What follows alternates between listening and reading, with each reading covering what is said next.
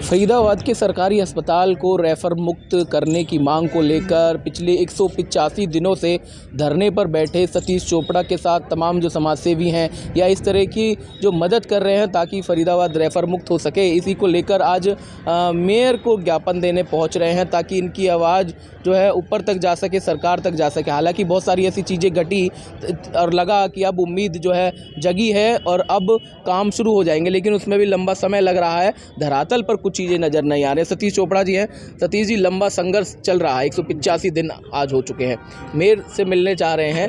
क्या लग रहा है कि सरकार सोई हुई है या आधी जागी है आधी सोई हुई है? देखिए, सरकार ने कई घोषणाएं भी कर दी, कई जगह फंड भी अलॉट कर दी, पर ज़मीन पे जो है एक दो चीज़ों को छोड़ के कुछ नज़र नहीं आया। आनन फानन में इन्होंने ICU भी चालू कर दिया, जबकि उसके लिए स्पेशलिस्ट डॉक्टर और टेंट स्टाफ नहीं है। अभी इन्होंने घोषणा की कि 6 बेड का हम डे केयर बनाने हैं जिसमें कीमोथेरेपी होंगी, जबकि ऑन्कोलॉजिस्ट जो डॉक्टर हैं कीमो करते हैं वो है ही नहीं हमारे पास। अल्ट्रासाउंड के लिए हम बार बार आवाज़ उठाते रहे हैं, बार बार अपने जो है डायरेक्टर भी आए थे, उन्होंने भी कहा जी जल्द से जल्द हम जो सुविधा शुरू करेंगे, पर 26 लाख की आबादी में एक भी रेगुलर रेडियोलॉजिस्ट नहीं है ना।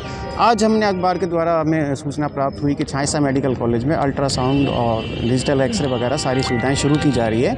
उसकी फ़ाइल इन्होंने यहाँ भेज दी कि अल्ट्रासाउंड करने के लिए एक CMO के द्वारा और जो गठित होती है टीम, उसका परमिशन चाहिए होती है, घूस लिंक जाँच ना हो पाए वहाँ पे, उस तरीके के कई प्रमाण पत्र लेने पड़ते हैं। वो मिलने के बाद वहाँ अल्ट्रासाउंड शुरू हो जाएगा और PP मोड पे शुरू किया जा रहा है। पर खुशी की बात यह है PP मोड के होने के बावजूद जनता से उसके पैसा नहीं लिया जाएगा, वहाँ जनता के लिए मुफ्त रहेगा।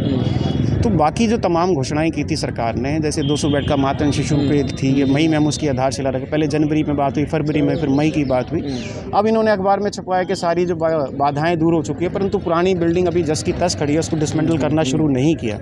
सुपर स्पेशलिस्ट डॉक्टर का अभाव सभी जानते हैं हमारे यहाँ है ही नहीं, तो इन्होंने बताया कि सिविल अस्पताल में उसकी जो है पद ही नहीं होता। तो हमने बार बार कहते रहे हैं, जो हरियाणा सरकार जो घोषणाएं कर रही है, मुख्यमंत्री कह रहे हैं कि हमने जो चुनाव में वादे किए थे उनको उतारा जा रहा है, 19 वादे हमने पूरे कर लिए हैं। क्या लग रहा है कि धरातल पर चीज़ें नज़र आ रही हैं, बैठकें चल रही हैं? हम देख रहे हैं कि एक स्टेडियम का काम कितने लंबे सालों से चल रहा है, इधर बड़कल झील का लंबे सालों से चल रहा है, लेकिन कब पूरा हो जाएगा कुछ नहीं। देखिए, हम बार बार कहते हैं कि CMO साहब को एक कमेटी गठित करनी चाहिए जो डेली प्रोग्रेस रिपोर्ट ले अधिकारियों से, जो भी संबंधित विभाग है, उनकी अड़चनें दूर करे। वो खुद आगे बढ़ के जब तक नहीं आएंगे तो ये घोषणाएं ज़मीन पे नहीं उतर पाएंगी।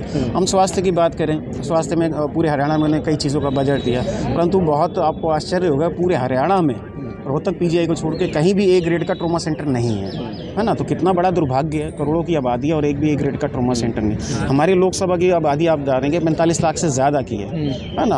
अभी इन्होंने घोषणा की थी कि ESI के साथ मिलके 200 बेड जिसके अंदर आधारित होंगे ट्रॉमा के लिए, 100 बेड जो आम व्यक्ति के लिए होगा, चाहे छत से चोटिल हो जाए, किसी दुर्घटना में घायल हो जाए, परंतु उस पर काम शुरू नहीं हुआ है ना। हमारी लड़ाई ये है कि आप जल्द से जल्द इन चीज़ों का काम शुरू करें ताकि मौत का तांडव है वो रुक जाए। आपकी जानकारी में एक और बात बता दें, इन्होंने बीच में घोषणा की थी कि 6 करोड़ रुपए हमने ट्रॉमा केयर के लिए रिलीज़ किए हैं, परंतु धरातल पे वो पैसा यहाँ आया ही नहीं अभी तक।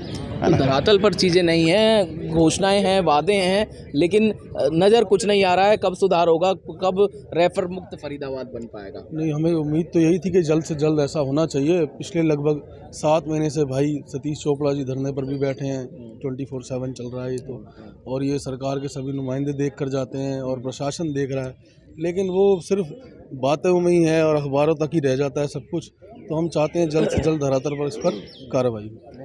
जी बिल्कुल, मैं जानना चाहूँगा, आप भी लगातार जुड़े हुए हैं, हम देख रहे हैं, क्या कहेंगे क्यों आखिर सरकार इतने बड़े मुद्दे को भी जो है नहीं समझ पा रही है, नहीं देख पा रही है, देख कर भी फिर अनजान है? बहुत बहुत धन्यवाद आपका। रेफर मुक्त जो अभियान चल रहा है, 7 महीने हो गए हैं, पर सरकार इतनी, मैं तो सीधे स्पष्ट शब्दों में बोलना चाहूँगा कि सरकार इतनी निकम्मी है कि इनके कानों तक जुआ नहीं रखती है।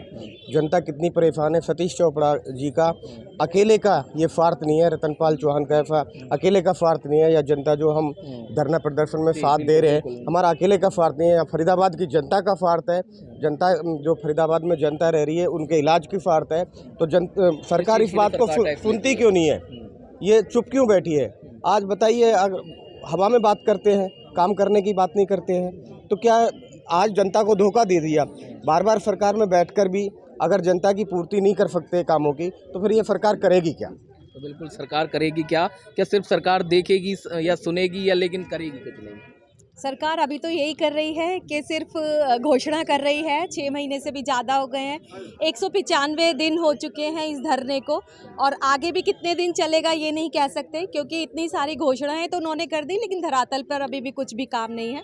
और सिर्फ सतीश जी अकेले नहीं हैं, 25 लाख से भी ज़्यादा जनसंख्या है फरीदाबाद की, तो वो सभी उन्हीं के साथ है, हम भी उनके साथ हैं। आज उनके साथ हम कंधे से कंधा मिलाकर खड़े हुए हैं, और जब तक हमें मिल नहीं जाता ट्रॉमा सेंटर, हम ऐसे ही फाइट करते रहेंगे। तो देखिए, जब तक ट्रॉमा सेंटर नहीं मिल जाता तब तक इसी तरह की फ़ाइट करने की लोग कह रहे हैं। और ना बल्कि ये समाज सेवी, बल्कि रोज़ाना यहाँ पर अलग अलग क्षेत्रों से लोग आते हैं, समर्थन देते हैं और धरना प्रदर्शन पर इकट्ठा होकर सरकार से यही गुहार करते हैं कि फरीदाबाद को रेफर मुक्त किया जाए, ताकि यहाँ के गरीब लोगों को दिल्ली ना भेजा जाए और यहीं पर ही उसका इलाज हो सके। हालांकि कई घोषणाएं ऐसी की गई जिनसे लगा कि अब हालात सुधरेंगे, लेकिन हालात धरातल पर अभी नज़र नहीं आ रहे हैं। सहयोगी राकेश के साथ संदीप गोयल, 24/7 न्यूज़, फरीदाबाद।